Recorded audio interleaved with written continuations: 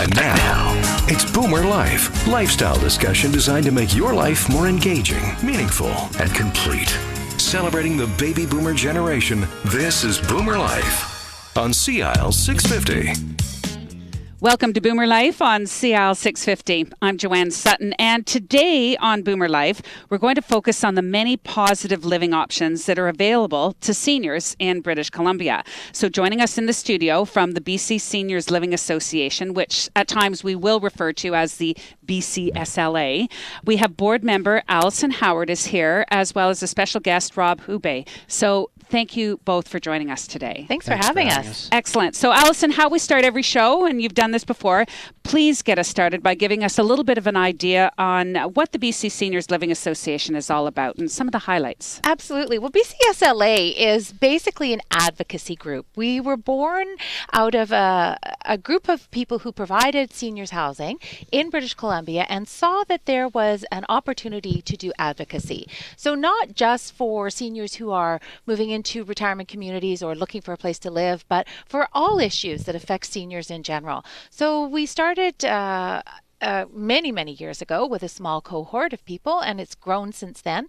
And now we have a full board of directors. We represent almost every single independent and assisted living private pay community in British Columbia, as well as some funded communities. And we have a broad base of membership all over British Columbia, all working together to provide phenomenal services to seniors in a variety of settings. Well, with this entire group of baby boomers that are aging, you must be the busiest society in the province. We field a lot of questions, absolutely, and we're excited to do so. Excellent. Thank you, Alison. And Rob, you are our resident fitness and lifestyle expert. So tell us a little bit about yourself and what you do. Sure.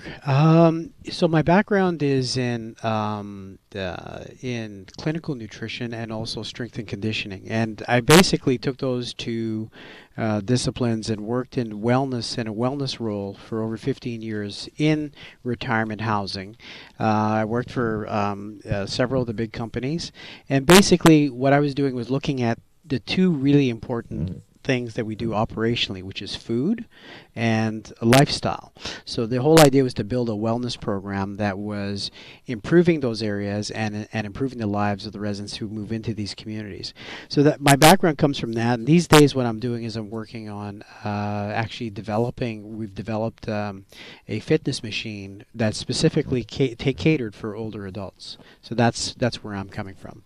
Excellent. And I know we're going to talk to you a little bit more about that and how you have fit into programs with the Seniors Living Association here and also some of the seniors communities that are being built up around the province. So let's talk today about the benefits of independent living.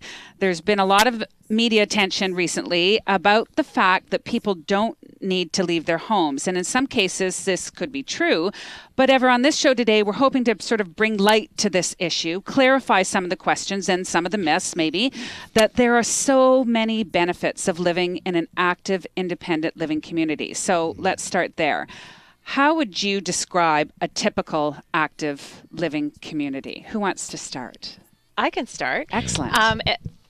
On a broad perspective, an active lifestyle community has some very strong pillars, foundational components that they put into every single day for their community members. And the ones that we really want to focus on today is the health and wellness component. So for that, you're going to walk into a community, you're going to know it's an active lifestyle community because there's going to be a buzz in the community. There's going to be life in that community. People are going to be heading off to a class. They're going to be getting out and doing a good, some of our communities have Nordic pole walking programs. Some of them have, Neanderthal. There's a program in Canmore called Neanderthals, where they go hiking. And these are senior communities. So they're out, they're doing things, they're taking fitness classes within the community, they're taking in a cooking demonstration. There is life in that community, and you can just feel that vibrancy when you walk into many, if not all of our member communities. It seems to be all about choices and options and providing as many options possible that would cater to any age group or any specific mobility group. Yeah, it would. You do get, there's a wide range of ages that come in. But as a general rule, it's a much older population coming in. And they come in with different abilities as well. Some people come in and they may be in a wheelchair, but they're independent in the sense that they motor through the building and they're fine. The important thing to note is that when a person comes in, we have this unique opportunity to provide the lifestyle, the food, the social engagement that they're going to experience in the building, and it brings them to a new level. Like it's at first it's a tough adjustment for some people. There's no doubt about that. But by and large, what we've seen, and I'm talking from experience, and Alison can attest to this as well, is that somewhere along the line between 3 and 6 months, you see a huge change, and they tell you, my life has changed. And a big part of that is what is provided in this active lifestyle package that retirement communities do. They're doing a really good job at that. So if folks come in, they're coming in from being at home. They're typically at home alone is the typical scenario that you see. They're not generally eating well, because I've done community nutrition and I've seen the cupboards when you go in and you open it up and there's a couple of cans of soup and crackers and things like that. They're not eating well because it takes a lot of, and we've talked about this a little earlier, a lot of time to prepare food. Sure, time, energy, shopping, all of that. It's a lot of work. Yeah. So they're not eating 7 servings of fruits and vegetables per day, something that we provide. That they're lucky to get one. They're lucky if maybe they can canned get fruit one. cocktail with cottage cheese for With lunch cottage or something, cheese. right? And some nuts for protein. And nuts for exactly. So it's just amazing. Yeah, they kind of scramble and eat whatever's easy. So to have food provided like that is a huge plus. It's nutrition in the aging adult is a very big important thing that we have to look at. And so this is where your expertise comes in with food and nutrition and health and wellness and activity. That's right. Okay, so what about one of the big fears and the contention surrounding that people are more likely to fall when they leave their own home? Like, I don't believe in this. I think people have an opportunity to fall in their own home, if they're climbing stairs or whatever. But there has been some proof that once you change an environment for a senior, and this must be a big concern. Well, there definitely has been some information out in the media, ascribing to that philosophy. And statistics are a funny thing, because it's true. There may be more data. There may be more reports of people having falls when they move into a retirement community. And they may say, oh, the reason for that is because it's an unfamiliar environment. But I think there's some other factors, and these are important factors that may weigh in on that. The first one is falls are not being recorded in the home. Right? So when you're in a retirement community, you have a 24-hour emergency response team there. And if you have a fall, we record that and we report that. That's part of our due diligence and our responsibility to our community members and their families.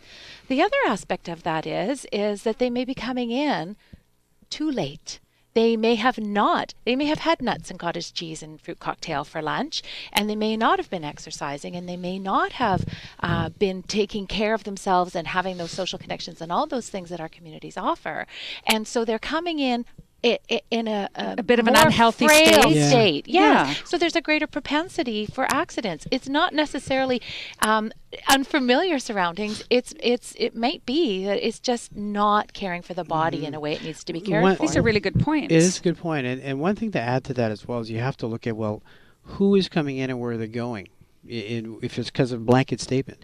Certainly with people who have moderate to advanced dementia, whenever you move them anywhere into another situation, and I saw this with my father, is that they decline, they drop. So you do see much more falls. If you have an older person, someone with dementia that goes into a long-term care nursing home, a very institutionalized setting, I wouldn't be surprised that they're going to be falling more because I've seen it. Someone who's independent that's coming in and living in a retirement community, you have to separate. They may be the same age, but they're two different. It's apples and oranges that we're really comparing.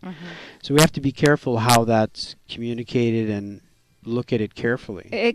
Statistics can be interpreted any way you choose to, and I think, Alison, you made that point, but Yes. you also brought up some very good points. But let's talk about the necessity of social interaction in a senior's life. If somebody's lost a spouse, they're maintaining, I'm not leaving my home.